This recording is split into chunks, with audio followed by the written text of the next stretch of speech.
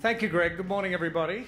Very, very special welcome to the kickoff of the 2015 season. What a wonderful one. We won more games in 2014 than ever before. We've got a terrific year ahead with the World Cup coming. He's going to place it on here. The Tahs scored a club record 540 points, including 60 tries last year.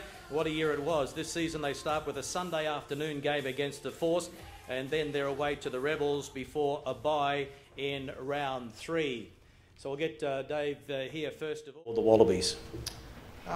In a sort of bizarre way, I think it might be a bit of an advantage, you know. I'm involved with a good portion of the players on a day-to-day basis.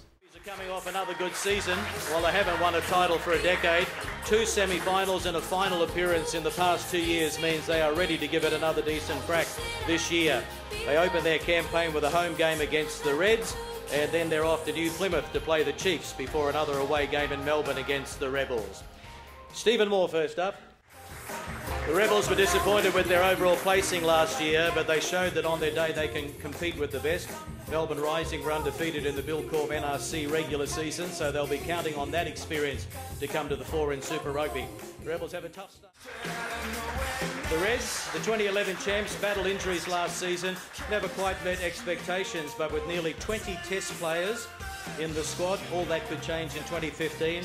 They have the Brumbies in Canberra first up, the Force at home, and the Highlanders away in round 3. So no such thing as an early draw as far.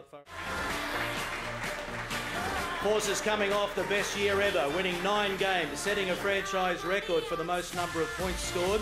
It's a tough start to the season with away games against the Waratahs and Reds, and then the first home game against the Hurricanes will take place in Perth in week 3.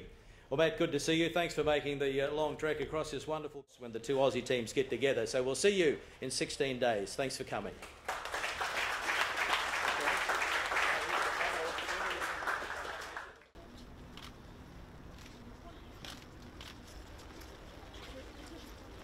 Anthony smiling, please. Right. And still here.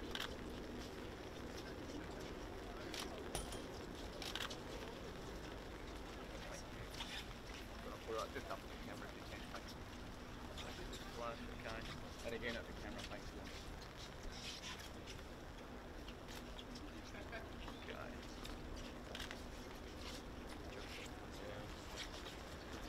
James, can I check you on? Yeah, I think we've spoken about as a team that we're going to need to be a better team to experience similar results. I think and we've got capability to be a better team, but we need to work hard and be motivated to achieve that. What about being now? Yeah, I think you need to sort of look at it glass half full, you know. I think I was very disappointed to miss out on the final series, but to give my body a rest a little bit, although I've had to sort my knee out, the rest of my body feels good and on track for round 1, so really looking forward to getting back into some rugby. Yeah, it was disappointing to fall short last year, but I guess we still had a reasonable season, so we've tried to keep most of the stuff intact. I think you keep the things that work well for you, but you've definitely got to make some changes and tinker with the way you do things, and that's just part of keeping the whole program fresh for the players. We've had the same group really together for a few years now, so we need to keep changing things up slightly, and I think we've done that pretty well. Got some new coaches come in, so hopefully that'll set us up for a good year. Yourself personally, it's going to be what's your strength? Yeah, Poe's always good mentally. He's been through a fair bit over the last couple of years, so 2 very serious knee operations and 2 very difficult rehabilitation processes that he's gone through. But throughout both of them, he's been very strong of mind. He's had to battle a few demons, you know, watching the boys from the sideline and just continuously working on his knee and the strength around the knee. But we've had him back on deck now for the last couple of months. He's been a real boost to the boys.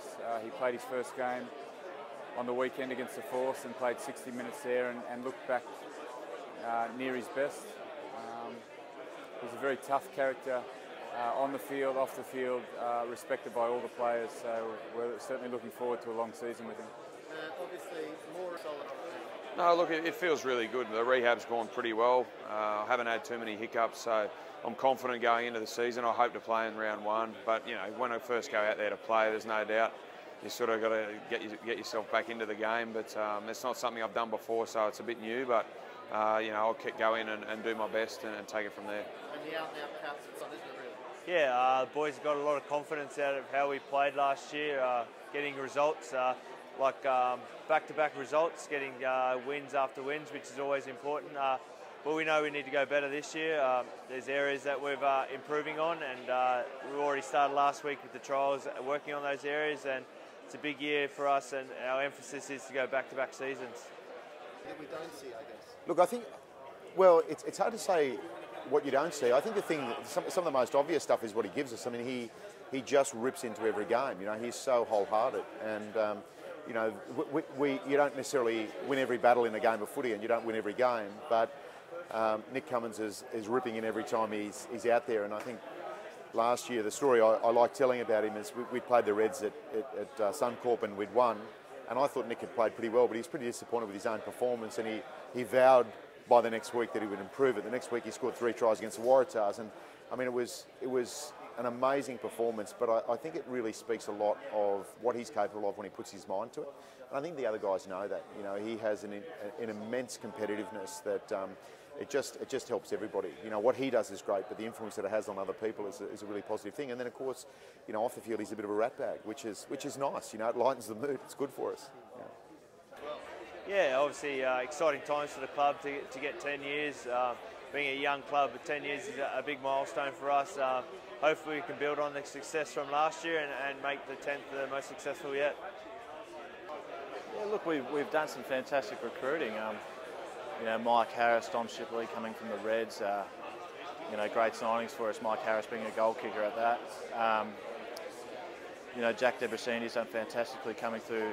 You know, the NRC, and you know, he's a very talented footballer, and you know, personally, I'm looking forward to playing with him.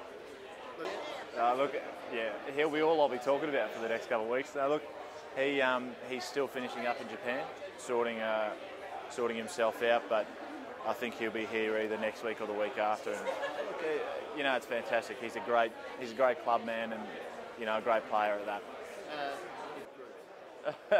Yeah, as you said, look, 2014 wasn't the best year for the Reds, but we've been working extremely hard, and at this point of the year, end of the season for 2015, we're looking good. But you can say that nearly every year, can't you? So for us, with the recruits that we've gained and the new strategy that we're going to play and hopefully pull off is something that we're looking forward to do. And yeah, we can't wait to play this weekend. Duncan's really impressed me, I think, with his league background. You know, he's got a really good pass on him. His vision on the field's really somewhat experienced for someone so young, and that's what you need as a 5'8". In saying that, Quade's obviously a big loss for us and someone you can't really replace. The way the Reds will be playing this year is pretty simple, so whoever fills that void left by Quade, I think, will do a good job. I think one thing we do have this year is a lot of depth in certain positions, and bringing young players through is important for, you know, rugby clubs and rugby teams. And we've got 2 trial games now to find out who's going to, you know, be slotting in there, and I guess that's what trials are for. So we're excited. I'm excited to see who ends up there.